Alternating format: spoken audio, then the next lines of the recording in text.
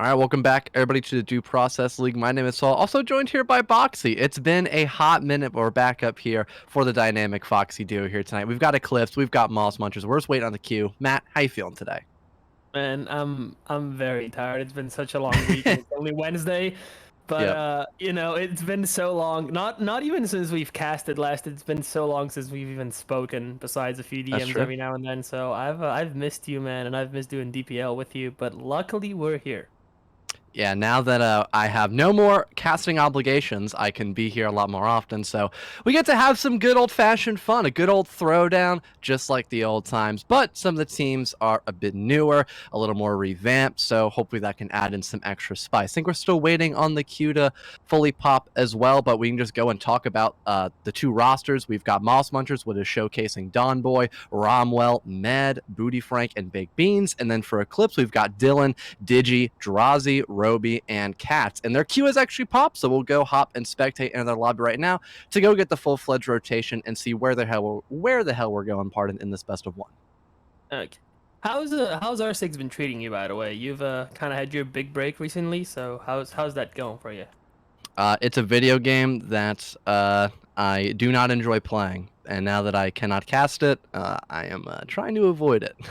Full on due I'm just process kidding. grind? Okay, I got you. On the due process grind, but unfortunately, nobody else plays this game unless it is game day. So Uh, pretty hard to do that. Well, one day, man. The 10-man queue is gonna pop, and we're gonna have a lot of fun. Someday.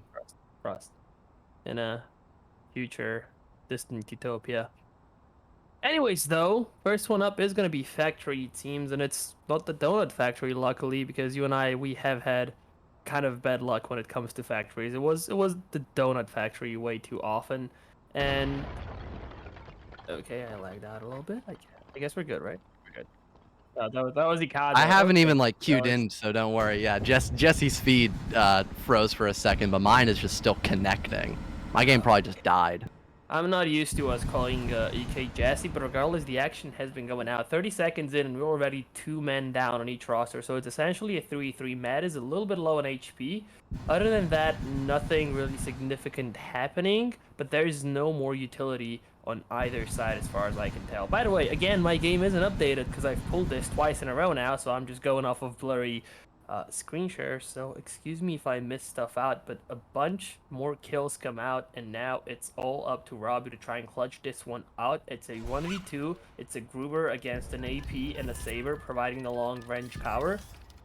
Bomb is gonna get tapped, but he's gonna push up and get taken out by Domeboy, and hopefully Fallow's in now, because I'm...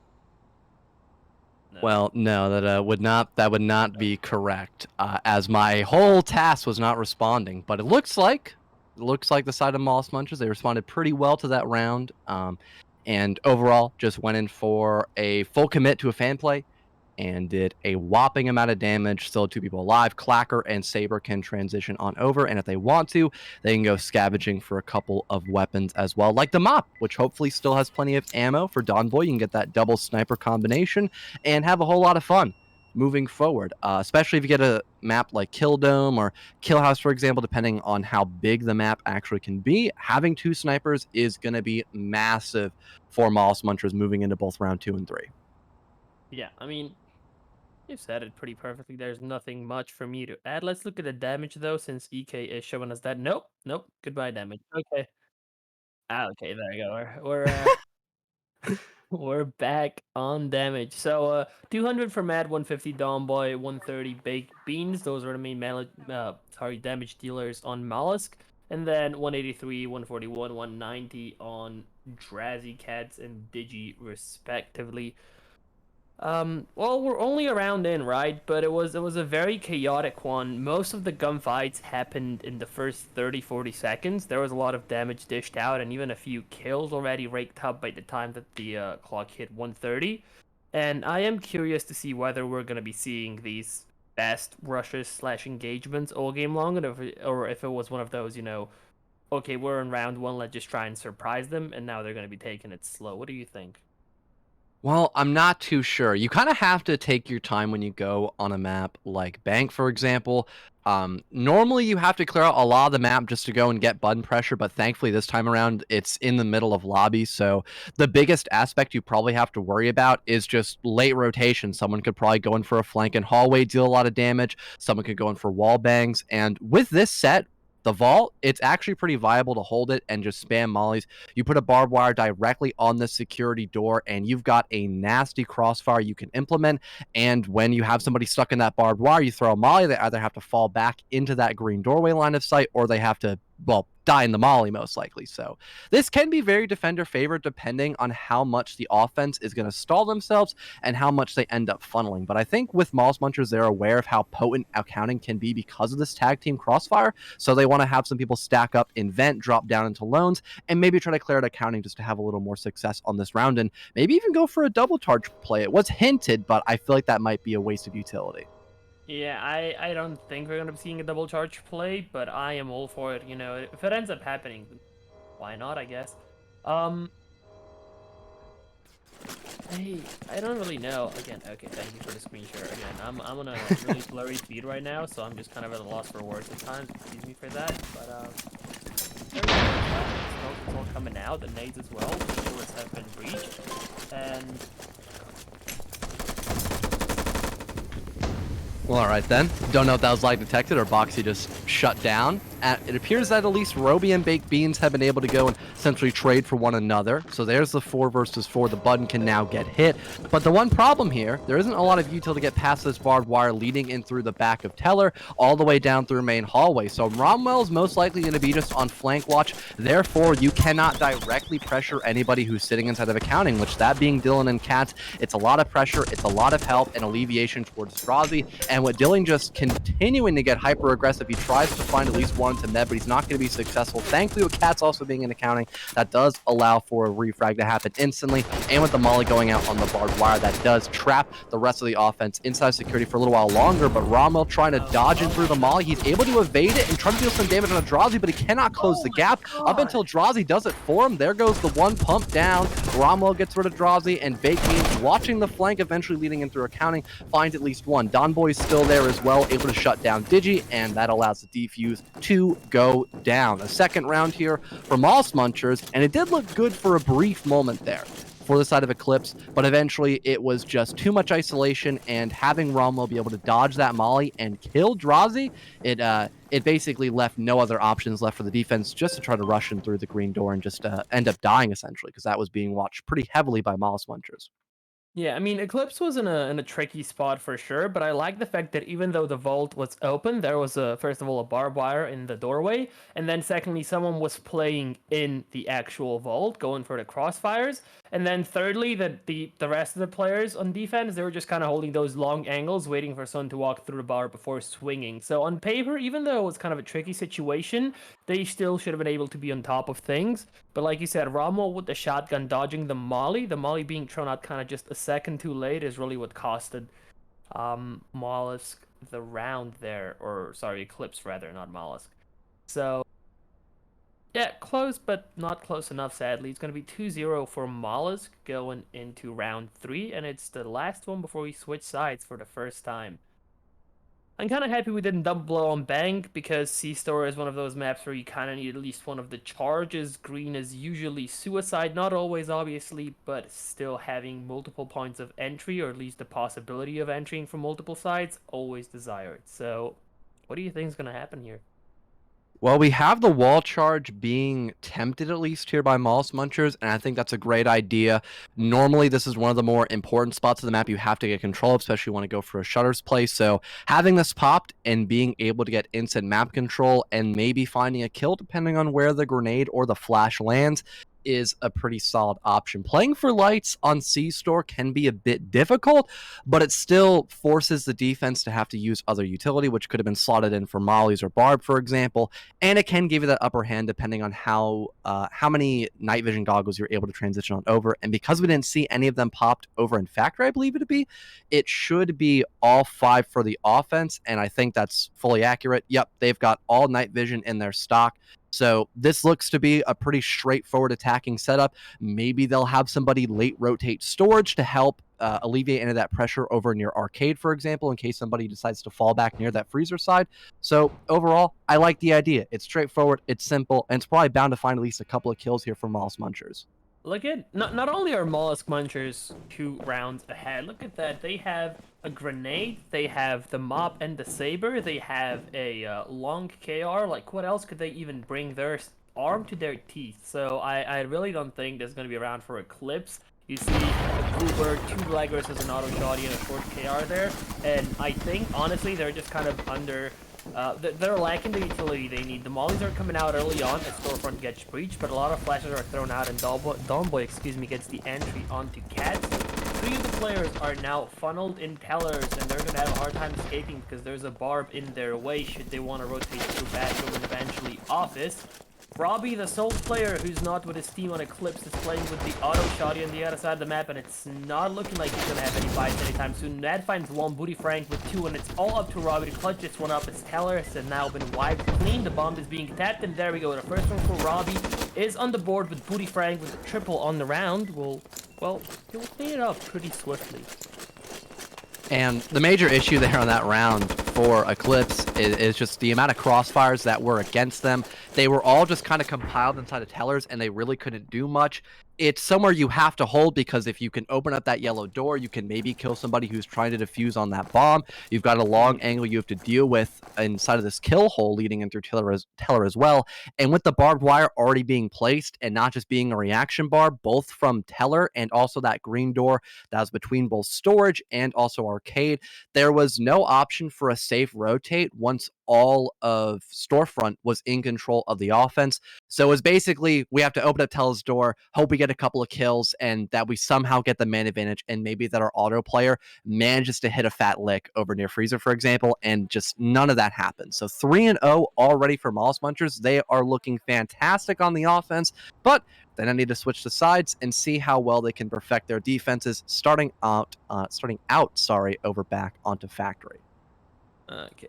Well, every time we've casted DPL so far, I've always asked you for our predictions pre-game, and today's intro was kind of rushed, so I didn't do that. But off of the first 3 rounds, do you think this is a surefire Mollusk victory, or do you think Eclipse could claw their way back eventually? You know, I really would have thought, at least so far in the first half, we'd see more of a 50-50, because Eclipse's team on paper look incredibly good. I've seen Drazi play, I've seen Digi, Dylan, Roby, Cats. They're all very well-structured players that can just kind of hold their own. But as of right now, they seem really disjointed. They are lacking heavily on that proper team aspect, and it seems like for Mollusk Munchers, they've had everything perfectly calculated for. They've had crossfires established really well. They've gotten a lot of map control at a decent pace on time as well. So it's going to have to be basically for Eclipse to forget about that defensive first quarter and just think about the next 6 rounds they've got in play, because they're going to be attacking for 6 rounds in a row. They need to keep their mental fortitude at basically like Fort Knox. They need to keep it that structured and that stable, and just hope that they're able to establish better team play. And hopefully with this fan and wall charge play, that could help, because you have a lot of those long ranges you can contend with the saber over near fan, and you can maybe apply any pressure to anyone who's already inside of dock. So this is not a bad idea, especially if they can, again, keep their saber player alive and just have him watch all of these long angles, both onto the pipeworks in the upper left and the pipeworks leading in on this drop down from the double door into offices. Yeah. Well, I think the biggest thing that Eclipse have going on for them now is the fact that armories on both sides have fully been restocked, which means that they aren't running on fumes again. We're not going to be seeing them bring just the bare bones weapon. They can kind of use a lot of different utilities that they have lost in the first split or set, whatever you want to call it. So I do want to see if they can get a few rounds in on attack, but I honestly think the first half is going to end in 5-1. Mollusk, maybe 4-2, but I kind of doubt that. Regardless, though, the breach is getting ready. Dog get blown as we speak, and Digi and Kez, they're going to be swinging the vent at the same time for a nice little cross into office. Oh, the mob player in office is going to spot the attackers. The bullet doesn't quite hit just yet. The second one doesn't either, and one is looking fairly okay on... Actually, Digi got hit with the mob. I'm so sorry.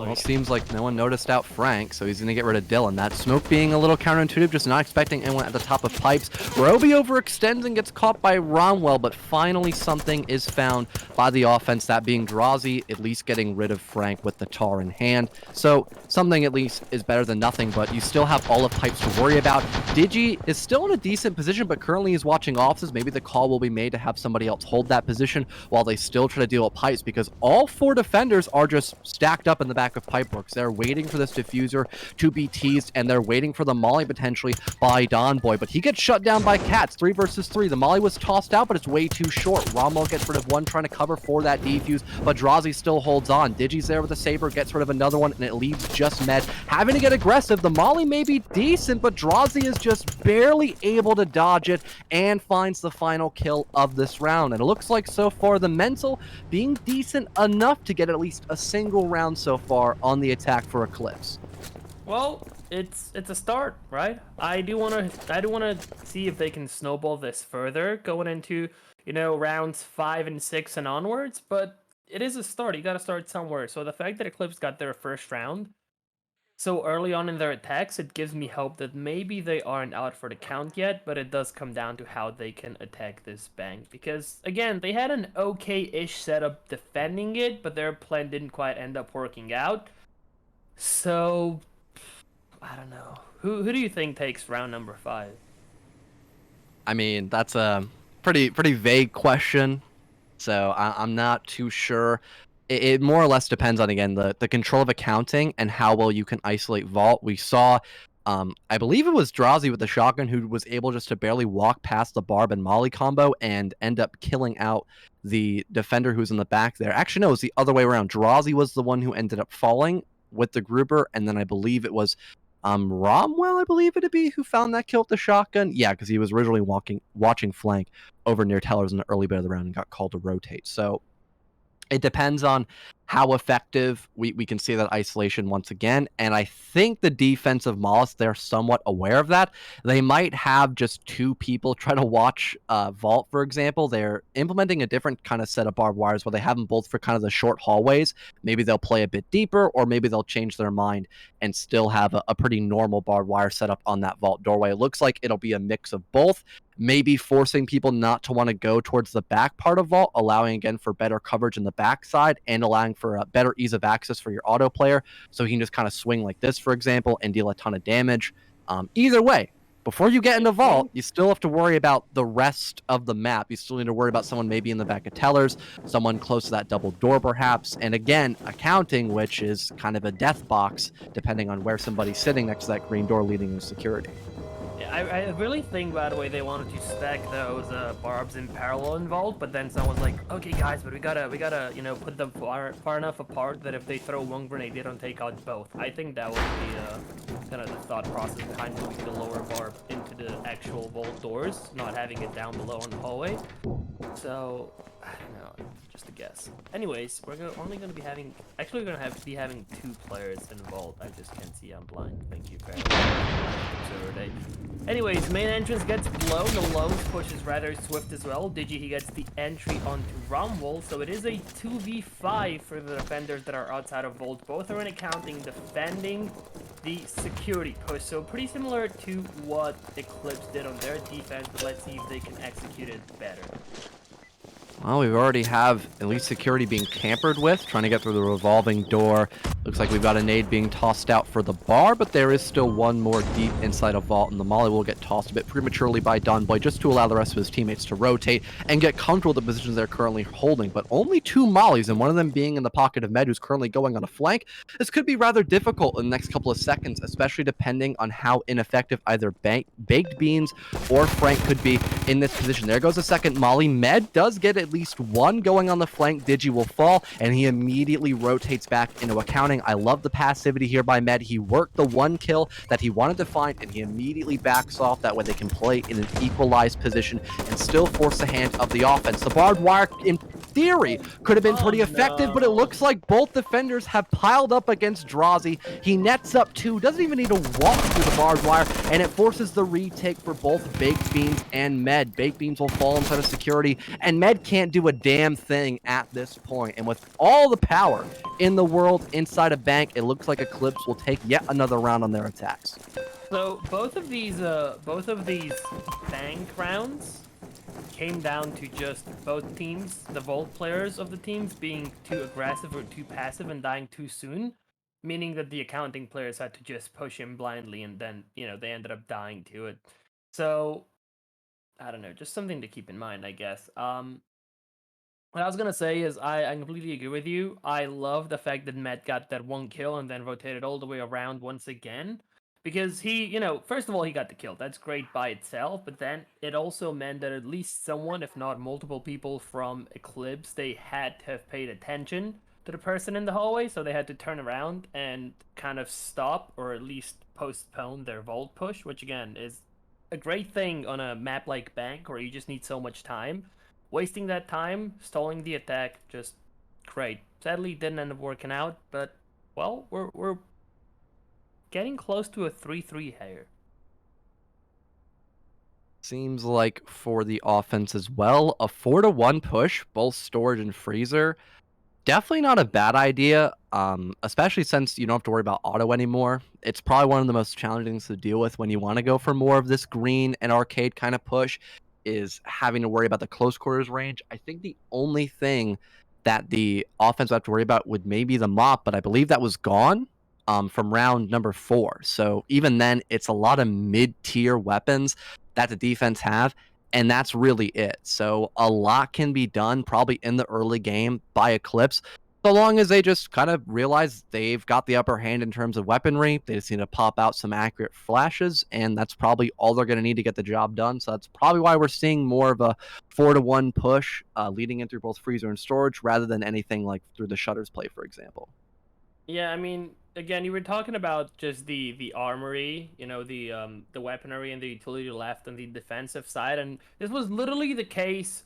It was literally turned around 3 rounds ago. It was Eclipse in the same position. They were, down round wise, and they were also down weapon and utility wise. So it's just super funny how to turn tables in this particular instance. And I do want to see if it is going to be a 3-3 split, or if Mollusk can still pull ahead and end the half with a 4-2 lead. Also might be the fact that they don't have a wall charge, potentially. I can't quite recall. Yeah, because they used it on docks. They can't go for a shutters play, that as well. That's probably the bigger reason why. Not because of weaponry or what have you, because this shutters play is probably the best thing you can do, because how congested storage can be put in the right hands for the defense. But again, that better weaponry, it's probably not going to matter in the long run of things, especially when you have a grenade to get rid of that first set of barbed wire, and Med now probably has to fall back. The Molly will give more time, though, and only forces his push in through both storage and arcade, but it's only a matter of time before Digi ends up getting extra aggressive, trying to go in for those swings. Speaking of aggression, we've got Digi at least finding one on a Med as he walks in through a late barbed wire and doesn't really have a lot of breathing room in that position. Bravo at least connects onto a single pump with the tub, but that's about it as of now. A second long-range shot now for Romwell, getting plenty of backup by his teammates. I believe Frank trying to hold some longer ranges. Oh, Romwell no, with a third leading into freezer. They keep lining up for him, and the biggest question in my mind is why the hell was Digi not going for a flash there? He wasn't holding anything important in that position and didn't do anything over near this red door. 2 people walked past Digi, but because he was falling back, he couldn't capitalize off of that, and it's essentially a 1 versus 1 at this point in my mind, really. Digi's going to be able to find at least one in that conjunction, but Katz is not really in a good spot to utilize that shotgun properly. He'll have to rotate across the entire map, but he is able to open up the shutters for his teammate of Digi. But does he have the intel on the Baked Beans? It seems like it, but Baked Beans will still win the gunfight outright, leaving just Katz now picking up an Ingmar, but only has 30 seconds to kill, and he's got to walk through a barbed wire or fully rotate around, which could lead to his impending doom, as Donboy is just waiting with great patience from that green doorway leading from storage into arcade. 20 seconds to go. The timer is still going downward and downward. A good flash has popped out, forcing away Rommel, but he still has to worry about both him and Baked Beans, and the crossfire between not Romwell and Baked Beans, but instead Baked Beans and Domboy is going to be enough to confirm the final kill. And although things got dicey for a brief moment there, Matt, it's still a defender round win for Mollusk Munchers. I mean, Romwell breaking rule 150, no tubs. Not once, not twice, Yeah. but 3 times. He got Drazzy, Rowby, and then Dylan with the tub from the same position. Yeah, like you said, the rest of Eclipse, they helped with, dishing out the damage so that Romwell could get the kills immensely. That's obviously great, but still the fact that someone was in Freezer with no mollies, I think, a single barb and a tub and got 3 people is just something that shouldn't be happening to you. I guess sometimes the rules need to be broken in order for the greater good. I think that was probably the only example of that. The tub is kind of lay Mickey, if you want pretty much anyone's opinion on that gun, but it can be fun. It's kind of a glass cannon, depending on who you ask. Especially when you know of the auto. Sometimes you got to make do with what cards that are left on the board, and that would have been the predicament, I feel. This for round 6, for example, not 7, but again, the econ has reset, so you get a lot of cool ideas you can now implement. And it seems like for Eclipse, they want to opt to go in for a pit push. Now, it's not a horrible idea, especially if you want to get or try to get castle control from more than one direction. If you want to go in for this red breach, for example, you'll probably have to walk in through here while dealing with both the potential of a wall bang, because this yellow doorway is soft and penetrable, and of course someone maybe peeking aggressively from ruin, someone near the green door as well. So it's less crossfires you have to worry about if you want to go directly into pit. You just need to make sure that your beach players are incredibly aggressive. They can help out through this double door as well, while having someone with the saber probably just watching from here and looking down through all of these ruin angles in jungle as well, because those are some pretty difficult positions you have to try to attack with for Eclipse, especially in the late round when you have to go and start defusing the bomb. If you still have to worry about all of this jungle presence and this top ruin spot too, it's going to be a nightmare for you, especially if you're low on time to do that. True, but if Eclipse can get control of pit and not lose too many bodies, they could also pull those lies that are in there, and then the round would be much, much easier. But I agree, clearing out jungle is going to be essential for the attack because, well, first of all, the bomb is there, and second of all, there's a lot of angles you can be swung from, both elevated and lowered angles. There are so many different corners that the defense can hide in. So if you just leave it up to chance and say, no one's probably there, there's definitely going to be someone there, and you're going to end up being punished for it. So clear all of your corners, or, well, suffer, I guess. Well, seems like we've got a really cool angle being held by Digi, holding a long one all the way to the top of castle, but it's not going to really matter because no one's trying to peek him that much. They're going to rely on that molly play first, and it nets them at least 1 kill. The lights play could be pressured if there were NVGs available, but it's not an option for Eclipse on this round. There is one trade by Cats onto Rommel via that AP25, but Baked Beans is being rather active in this round, dealing tons of damage with a 2nd kill and a 3rd. He swings wide on the yellow door, make it a 4K for Baked Beans. Who says anything that's bad about the leg rows? Baked Beans will get the job done no matter what, and it's only up to Digi at this point in a 1 versus 1. He could try to isolate, but now that Baked Beans has taken control of castle once again and has a big AK, he could theoretically try to watch a little bit near the top of jungle and maybe a drop down by Digi, especially if the audio call is given by Donboy as well. So this is a pretty powerful position for Mollusk Munchers to be in at this point, because there just isn't much left in the stock for Digi. He could try to start baiting out this defuse, but Donboy, he's got his number. He's waiting with patience. He's got the better angle, the better position, and the better gun with Digi's back being turned, and it's 5-2 now for Mollusk Munchers, as they are so far looking quite good going into the second half. Donboy's been playing very interestingly today. We've just seen him go AFK in a corner for 40-45 seconds, just be very passive with like either a strong weapon or a molly or something like that. We've seen that earlier in C-Store and I think Bank as well, and now in Dome. He just kind of goes AFK, waits for his time to shine. He really is extremely passive, but it somehow ends up working. So, I don't know. Props to Donboy, I guess. And we are going to be seeing the Amogus Kill House, apparently. Apparently so. There are a lot of different sets where you kind of get that astronaut look. This being one of them. So always nice to see. I feel like for Eclipse, ecoing wouldn't be the worst idea, so long as you just have enough flashes to kind of get through all of Hall. One thing you might need to worry about is potential for a wall bang leading on this green door. But it sometimes bears fruit, sometimes it doesn't. So it's kind of a 50-50 gamble as to if you are a team that wants to try to implement that. And also trying to go for early swings via the bar top near the patio side, close towards reception and kitchen. Definitely an option, for example. But along with the eco push from glass, we're also going to have a wall charge play in the back of stage. Definitely someone that doesn't hate that, because stage can be a pretty big challenge for a lot of attacking teams, especially when you've got all of these long sight lines to deal with. You could have somebody all the way in the back of backstage, for example, looking into club. That could be very damaging. You could have somebody with this green door open, potentially looking in for a very cheeky angle like this, for example. So trying to cut both club and stage kind of in half with this wall charge, it's definitely a good idea. You just need to make sure you have everybody communicating as to what angles they're holding, because potentials for just an onslaught of defenders, it's very capable, especially in the first minute. Again, if those wall bangs deal a ton of damage, that's not a good start for the offense, because they kind of have to go in for a very long and thin corridor if they want to have that wall charge play work out. By the way, watching Eclipse play, man, it just reminds me. On Sunday, you missed the best game I've ever seen of Duke Process. It was Kickflip versus Eclipse, and out of the 9 or 10 rounds the game went on for, we had 6 team kills, I think. And it was always like a high-impact last-second team kill. It was the most hilarious match. I just imagined you raging like throughout the entire match. So you need to go back and watch that. I would love for you to recast that. Definitely have it in the cards potentially. I'm really shocked we don't have a knack actually trying to wallbang through this green door. It's just only the gross of baked beans and maybe Dombo with a couple of AK sprays.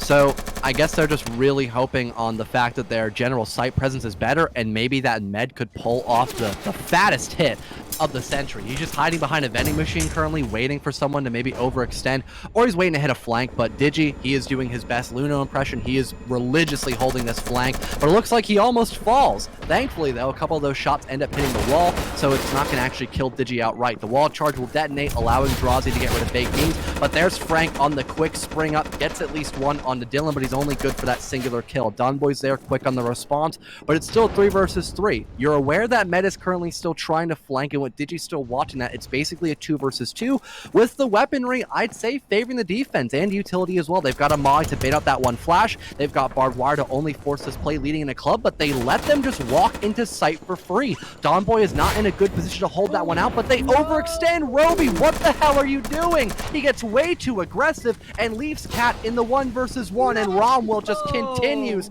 to punish with the tub. 3 for the man once again, and it's match point now for Mollusk Munchers. That's it. We're banning Tub next season. Yeah, we gotta get weapon bans in here, or else Romwell is he's gonna have the tub buff. EK, you agree, right? We're banning Tub next season. It's official. EK said yes. What are you talking about? All of Global Breakout owns Due Process League. You can say Tubs are banned. You can say Tubs are banned, Jesse, and it's okay. He went there. I did in fact go there. I hold no ties to Global Breakout. I can talk all the smack I want to and feel no repercussions of that ban hammer. That's because Global Breakout owns you too. Also, Dalton with the epic tag in chat saying lean gross. I'm gonna respond with a very thought-provoking message saying I love lean in all caps. Yep. You're banned. Doodler, come back. Fellow is unhinged. I don't like it. Epic. Okay, well, match point 6-2, and it's shaping up to be a pretty swift 7-2 Eclipse. They had a good attacking run for a second there, but it hasn't really, or they haven't really done much ever since. And honestly, just going off of the last few rounds, I don't think they're gonna get this round either. I think it is gonna be a 7-2. I don't know. Romwell is on the tub, which, instantly it just makes it a surefire mollusk round. There's just no way that Eclipse is surviving the tub. I mean, he's got the auto now. It's even better. Oh, he's got the auto now. He had the buff tub initially. I guess he dropped it down, but no, Med's got the Med's got the tub No, now. no, he had it. He's probably gonna Initially, he hard had it. bait for Romwell, and then it's gonna grant Romwell like another 3K, God and that's gonna bless. be the round. Someone end me. This is horrible. I literally leave due process for like a month, and I come back and there's Omnibomb and a bunch of shotguns running around the game, and I think I'm just gonna leave again. It's just a whole nother game now. I'll go back Aren't to you sleep glad? and yeah, hopefully I'll wake up and it'll be better than this because this is pain. It You're hurts. currently in a coma. You need to wake up. You need to get out there. It's all a dream. Yeah. It was all a dream. Oh no. Is this real life or is it fantasy? I don't know, caught in a landslide. That might happen to Eclipse as well. They're kind of facing the avalanche of Mollusk Munchers because they're looking pretty damn near unstoppable at this point. I think the only thing I'd be a little nitpicky about for them is the fact that like I've seen like no reaction barbs probably by them or Eclipse, but we'll get into that topic another day. It seems like the barbed wires aren't going to be that impactful because it's just a full-fledged green push so far by Eclipse. Romwell is waiting, and the flash seems to be a little too far from him. He finds several for being full white, but the offense eventually takes care of him. Still, 2 kills for 1, that's a trade I would take any day of the week. And the offense, they still have to clear through almost 90% of the map at this point. You've got Frank holding close to the bomb. He's waiting for Digi to overextend so he could try to find that kill and eliminate the sniper from the equation, while the rest of Eclipse are just twiddling their thumbs and hoping they can maybe work a pick if someone overextends. Speaking of overextension, Frank will eventually do that. Digi gets rid of the player behind the Omni Bomb, and that does allow for a bit more map control now by the attacking side of Eclipse. A smoke and molly combination just to cut the distance and maybe get inside of the site for free. Essentially, that will be fact of matter. The defense now having to close the gap in this position. A small hole's opened up through the smoke, but it looks like Dylan's doing most of the heavy lifting as of right now. Here comes the flank by Med with the tub. Will we see another 3K for the man with the shotgun? No, we will not. It's eventually a round win outright for the offense, but man, the early game, it looked fantastic by the defense, but that slight overextension and that smoke allowing for more map control as well, it paid dividends for Eclipse. I mean, the only reason, let's be real, the only reason that Eclipse even won this was off of Dylan's story. If Dylan doesn't get first Romwell, who was looking unstoppable with the auto, if Dylan doesn't get first Romwell and then 3 more players later on in the round, there is no way Eclipse survives this. And they got, well, they didn't even get breathing room. I don't even know what I'm trying to say. They are keeping themselves in the game for a little bit longer, but at best, they win 3 more rounds and they tie. And let's be honest, that is not something that we're going to be seeing. Again, the fact that Matt got a shotgun kill from that away is also kind of fun. I don't know if they buffed the tubs or if people are just extra lucky with them today, but we've seen so many long-range tub kills, it's kind of insane. So I feel like personally, if we had somebody else with Romwell, probably would have been at least 3 kills there for the defense. But at that point, it probably would have been a 3 versus 2, which again, that's much better for the defense. But you know, it's kind of depending on personal preference. Maybe that 4 versus 3 is more preferable. It all depends on who you ask, I suppose. But with the side swapping once again, we've got the side of Mollusk Munchers back on the attack, and Eclipse now get to finally play once again on the defense, heading back to Kill Dome. We've got this big castle in the middle of the map once again. We could potentially see that pit play, but it looks like for Mollusk Munchers, they're more comfortable with pushing in through the back doorway, leading close towards castle. Again, it's not like the worst idea. You just have to kind of worry about the wall bangs. If you're quick on the smoke toss and nobody's there to molly in time, you could hop in the building. But besides that, it's a very high risk and high reward strat because if it works, you get instant castle control. And for the most part, just only have to worry about the back of jungle. But if it doesn't work, then, well, you're probably down like a 4 versus 2, and you probably can't even get in the building at that point. So it more or less depends on the positioning of both the defenders and their mollies they end up trying to throw out to stop this red door play. Well, let's see if the Munchers can eat it up on round 10. See what I did there? That was a cheap joke. I did. That was a cheap joke. That was a Brian.finance joke if I've ever seen one. Okay. So, do you think this is it? Do you think round 10 is where we end it off today?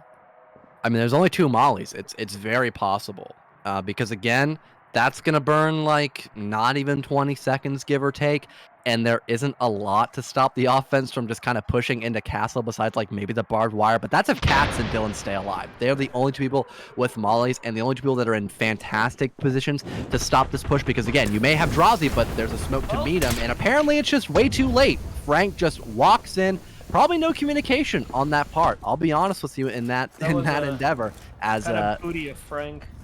yeah, that was kind of an ass play if I've ever seen one. But at least the button control is Oh almost there. no, what are you But doing? I guess no one's there to throw flashes over in the castle for a second time. And this is the problem I was facing. Sometimes you can't even get in the building when you want to go for this back red door push. Even when Don Boy was able to enter the building, he immediately died after hitting the button. So Romwell could enter in the castle, but he's going to be greeted with 3 separate defenders and no flashes to blind them, while the rest of the offense Okay. are across the map and only now dropping down from the beach leading into base. It's a 2 versus 3. Definitely not the worst position overall, especially if they can kill Digi.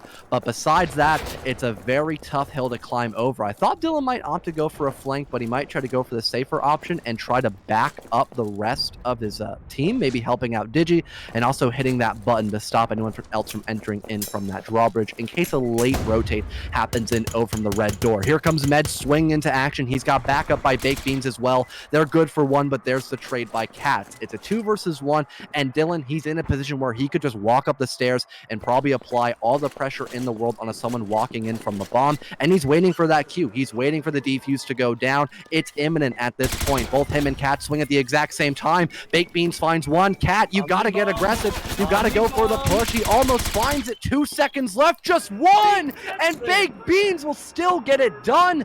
Dylan jumping the gun and expecting Baked Beans to lose that fight will overall be the loss for the side of Eclipse, and it seems like Mollusk Munchers holding on by a thread take the victory 7-3.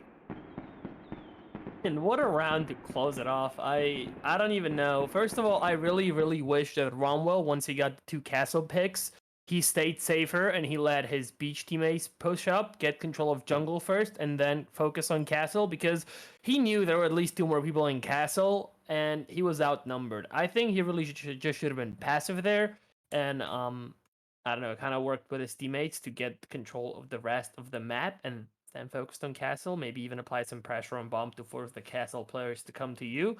Sadly, he died, but in the end, we still saw a pretty nice 1v2 clutch. The main problem for Eclipse was how low both of their players were, and they were playing against the Saber. So, 1 shot does 50 damage, 2 shots will take you to a grave as a defender, and that's if you're on full HP. But regardless, it was an interesting one. That's all I can say, really. Yeah, I really have to say the moral of the story there for Eclipse was just a lack of general team play. I thought they could have done much better in that department. And besides that, they had good ideas on paper. We had a couple instances where they were good for getting ones, but the trade game was a little bit sloppy. And then for Moss Munchers, they did seem more willing to adapt last second Uh, and try newer things. So I'm it I'm just sorry. what gave them that slight advantage. What's up, Matt? I'm sorry, but I gotta correct you. Okay, the biggest takeaway today is Rule 115: no tubs is not a thing anymore. Apparently, Yeah, that is a rule that is no longer a thing. It's just it's been overruled. violators violators will be tubbed to death. Yeah, overruled and overcooled. I bet Melvin is having the time of his life right now if he's watching this or will eventually watch some of the VODs. I don't know what he's been up to. Probably playing D&D. That's probably all I can say for Melvin right now. And all I can say for Eclipse is that, yeah, if you had better team play, probably would have gotten a lot more rounds, maybe a win or a draw. But, it is what it is. C'est la vie. It happens. At one point, they probably weren't even expecting to play the game because I know Mouse Munchers were still looking for like a 5th and a 4th. So, yeah, I feel that you're like no longer in the mindset to go play a comp game and then you get queued up still and then you just lose. Yeah, it happens to the best of us. Yeah, I mean, Mollusk, they did end up eating it up, didn't they? And yes, I went there Yeah. again. So good on them for that. But they were also adding players to their roster like 20 minutes before the game, I think. So I don't know. Regardless, though, it's been such a long time since you and I have casted together, and it Yep. was a rusty one, but it was still a fun one. Thank you so much for hopping in with us. And like you said, you have a little bit more time coming up. I'm not home this weekend, but hopefully we can get some guests next. Fingers Hopefully, yeah. crossed. Fingers crossed. It's been a pleasure, like always. Thank you so much for being here with me. Thank you, EK, on production as well. And for the first time, I think as a map observer, Zigolo or Luno or Moss, as you know him. So he also kind of tried. He got his feet wet in due process observing. I think he did a great job. We've seen him do the fly cam a lot, and yeah, I think we're gonna end it up on this. Yeah, no, yes. Yeah, Any words for I'd your say so. fans?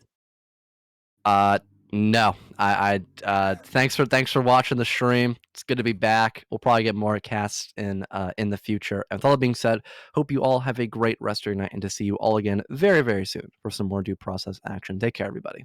And in DPL 10 minutes.